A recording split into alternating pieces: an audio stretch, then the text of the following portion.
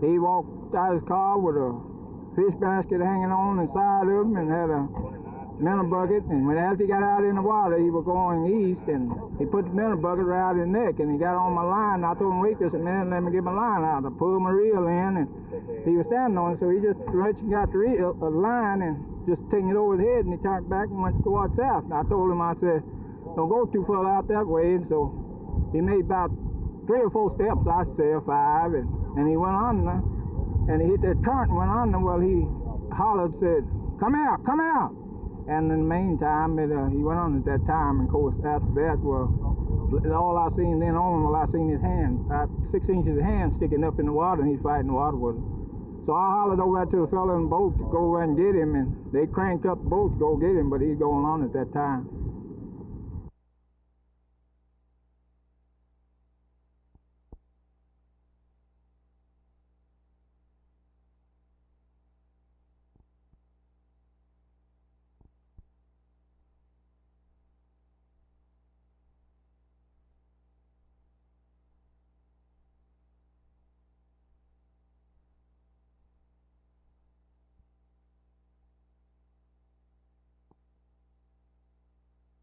Social issues are a very important part of this goals project, and our writers have almost unanimously held up the problem of racism in the society and in the church as a problem that we must deal with effectively in the next 10 years, making sure that the Methodist Church in this area is a truly inclusive church.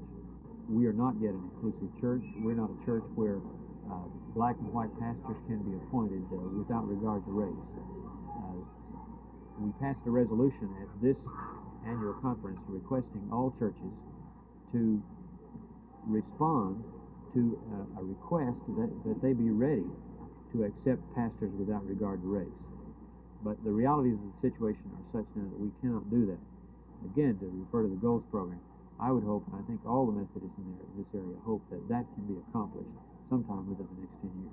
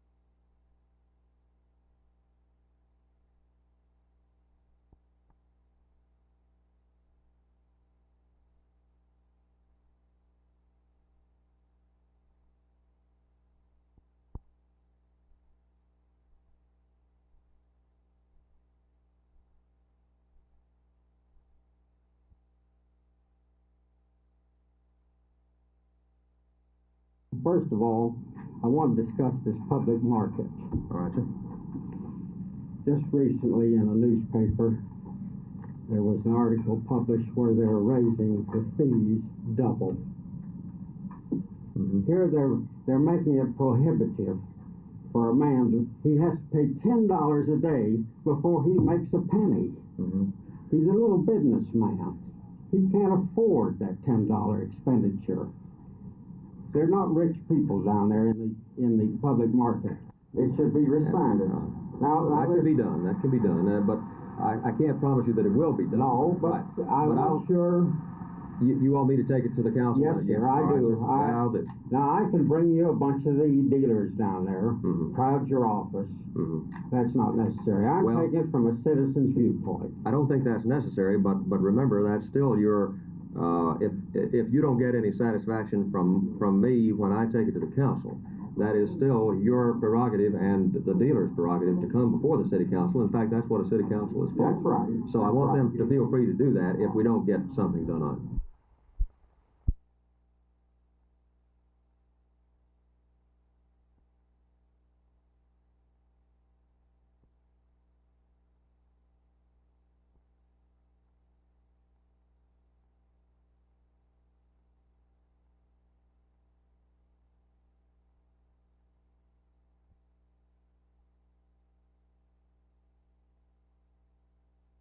Oh no, that didn't concern me at all.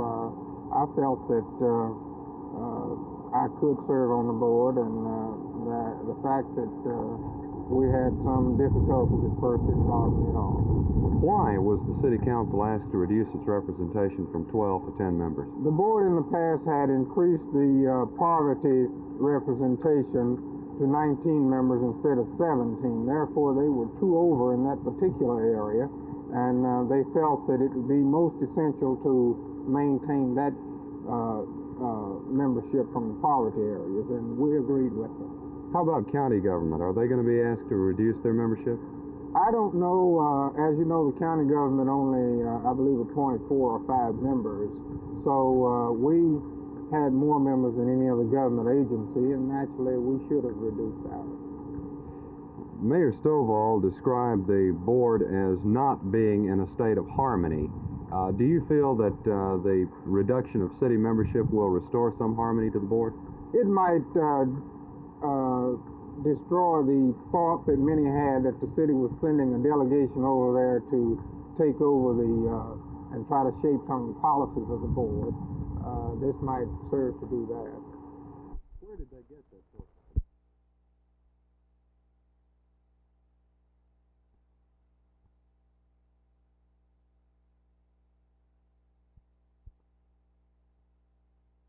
June 1st has come and gone, but here at the Dallas Museum of Fine Arts in Fair Park, they've gritted their teeth and tentatively scheduled a rental program to start sometime around the middle of the month. That program could have been in jeopardy because commercial gallery owners approached the Dallas City Council a week ago Monday, claiming that $240,000 that goes to the museum every year is a subsidy. The gallery owners claim it takes care of the overhead here, where they have to pay their own overhead. Well, they had so many complaints that the council suspended the June 1st date, which was supposed to be the renewal of the rental program at the museum, and negotiations for a ceasefire are now going on between the museum and the gallery owners. Nevertheless, there is a rental program scheduled to start, as I said, about the middle of this month, and whether or not it will continue depends on those negotiations, which are largely being conducted in secret. Phil Reynolds, Channel 8 News on the Move at Fair Park.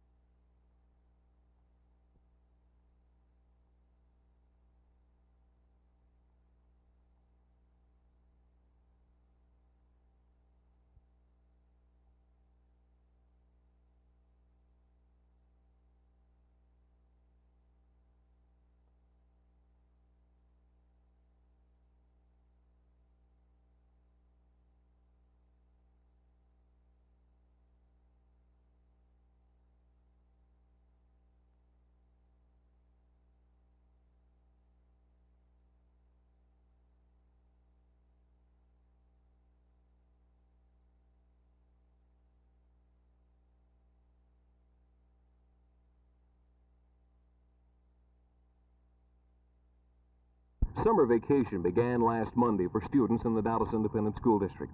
However, for the teachers and those in the administration of the Dallas Independent School District, what could be the beginning of a very long, a very hot summer may be underway. You see, there are a number of problems that have got to be solved by the time next fall rolls around and the new school year begins, not the least of which is desegregation. Will, in fact, the Dallas Independent School District's current plan for desegregation hold up in the courts? The decision is expected in July. It might call for more teacher crossovers. That is a possibility, a speculative possibility, of 75% white, 25% black faculty integration required in every school in the Dallas Independent School District. Today, it's money. The classroom teachers of Dallas are meeting today with the Committee of the Whole of the Dallas Independent School Board. They're trying to see if they can't get those money problems ironed out, and we talked to Classroom Teachers of Dallas Executive Director Herb Cooke about those problems.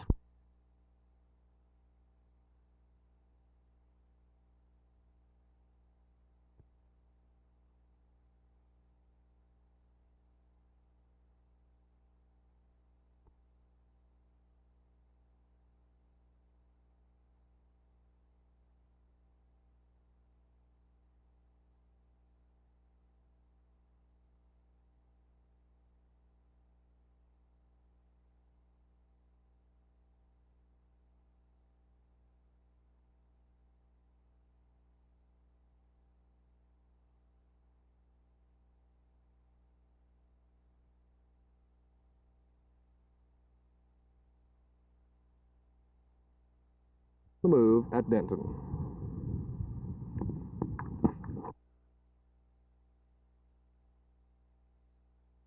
Mrs. Elizabeth Ann Duke was dismissed as an English teacher here at North Texas State University last summer because the administration felt that she was not conducting herself as a faculty member should. The incident began over an alleged speech which Mrs. Duke made to some students on campus, which included a number of four-letter words. However, Mrs. Duke appealed that to the federal court, and yesterday Judge William Justice of Sherman issued a court order saying that her rights had been violated by the administration. However, she scheduled a news conference for today, which did not come off.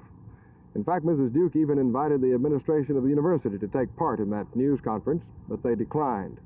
Today, the presiding judge of the Eastern District of the federal court, Judge Joe Fisher of Beaumont, issued a restraining order saying that Mrs. Duke, the administration of North Texas State University, and anyone else that is a party of this suit should not discuss the case publicly because Judge Justice's order was only a memorandum order and is not final until his final written judgment is given.